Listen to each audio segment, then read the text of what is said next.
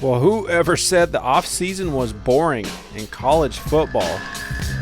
You've got Charlie Strong signing a 5-year extension, coming off a national championship, and immediately it's followed up with the loss of both offensive and defensive coordinators, which brings in two new guys who, coincidentally enough, both come in from San Diego State.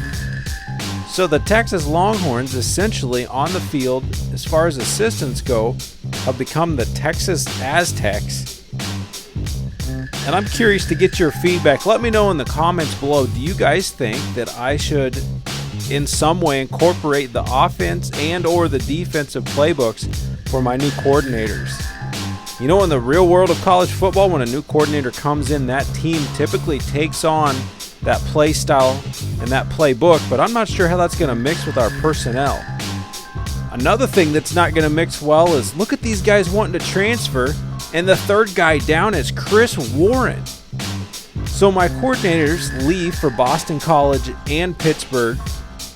The offensive coordinator heading to Pitt, and Chris Warren, the freshman All-American, with Jonathan Gray out. Jonathan Gray's he graduated. He's going to the NFL.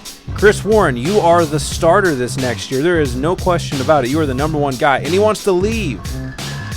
What in the world is going on in Austin, Texas? Along with him, we've got Deshaun Elliott, who wants to take off for the same reason, because he doesn't feel like he's getting playing time. And so, at the very least, we're going to try to talk some sense and sit this young teenager down, Chris Warren, and have a little sit down. So he's coming into Charlie Strong's office, and I have no problem making this promise to him. Honestly, if there was an option to just say, hey, you're the starter, and then pick that as a promise, that's what we're going to tell Chris Warren, because it's not a stretch at all.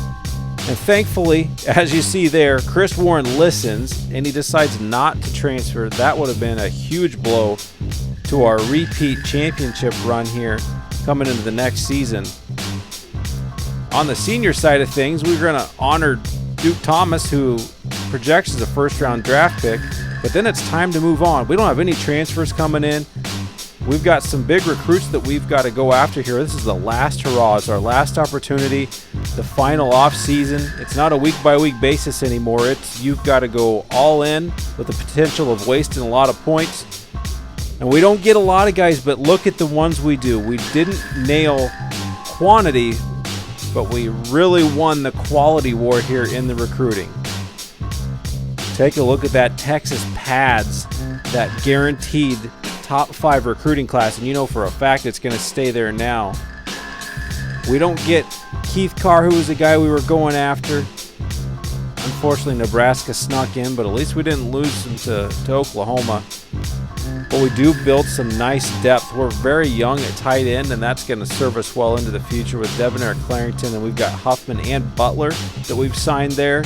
We didn't nab either of the DNs we were going after, but that wasn't a huge need, but it will be in the next couple of years. But on the defensive tackle position, we're stacked there this year, but after that, we're kind of fall off a little bit. Rodney Nash, though, was a huge junior college signing that we just grabbed, a 78 overall rated player in Terrence Daniels, a freshman coming in. We'll be able to redshirt him, build him up, develop him into what I think is going to be a player with the potential to be in the 90s. At linebacker, we talked about it all year long that it was a struggle. The only guy that we grabbed was Chris Harvey, who was out of California. So we took a step towards that pipeline there, and Derek Johnson, a huge guy to get on board at corner. We're really beefed up there.